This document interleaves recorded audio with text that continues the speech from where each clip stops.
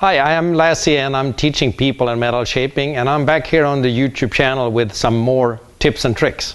And this is a really good one, and it just happened because of something else happened before. So this is what I'm going to share with you. So first of all, I'm going to run 2 beads on a panel, and I'm going to start a little bit in and stop a little bit in, and then I'm going to show you the trick. So first of all, I have 2 different dies here, so it's a bigger one on the top and a narrow one on the bottom because I don't want the bead to be so deep. And they're touching here, so the tape is here. So that's why I know where, if I start here, I know how far down I should crank this. And then I run this bead like this. Okay? So that is 1 bead. Then we go over to the other bead roller, and I have a little bigger die here, and I'm going to move this guide out a little so I have a little further apart. So it's still a little wider on the top and narrow on the bottom, but it's bigger than the other one. So I can check here also where I am. So the tape is there. 1, 2, 3. So 1, 2, and another one. Probably go just a little extra there because the machine always flexing a little.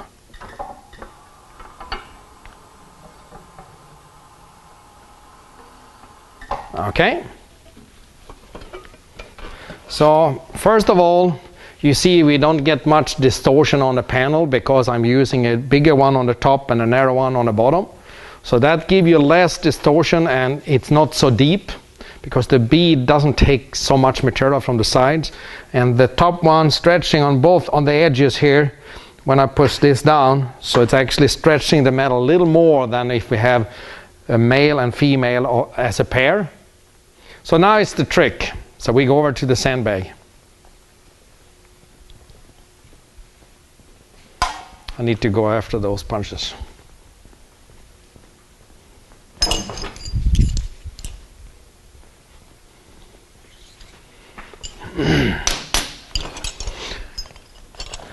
So here is the trick. I went on a swap meet and in California, and I found those tools. And this is something that they do using for leather work. And I thought, I can use those to the end of the beads, and they have different sizes. So far so good, and actually they work really good.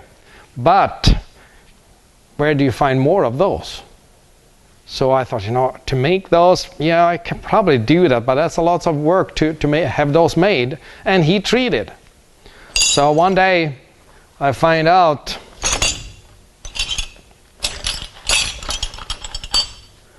that if I buy a hollow punch set, and I actually had one of those in my shop, just for doing gaskets and maybe do some leather work or something like that, but to get a hole in the paper or something like that.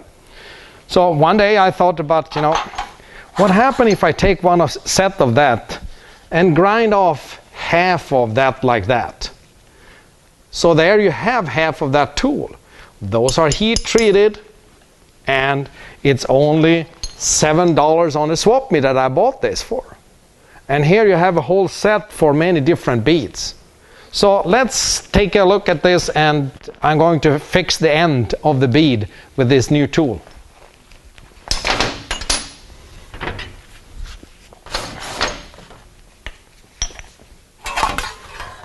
So what I do, I take this one there, so make sure that I'm holding it right. One hit with a hammer, and it looks great. So I just need to make sure that I have it in the center there, so I make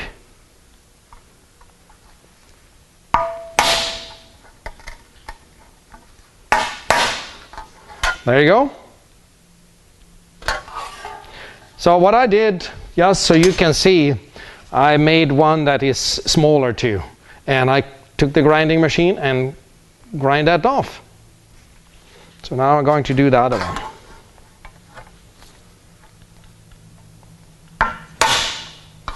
You see, one hit with that hollow punch, it works great.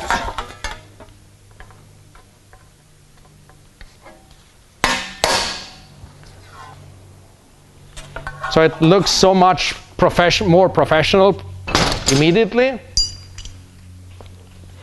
And if the panel is just a little bow on it, I can straighten that out.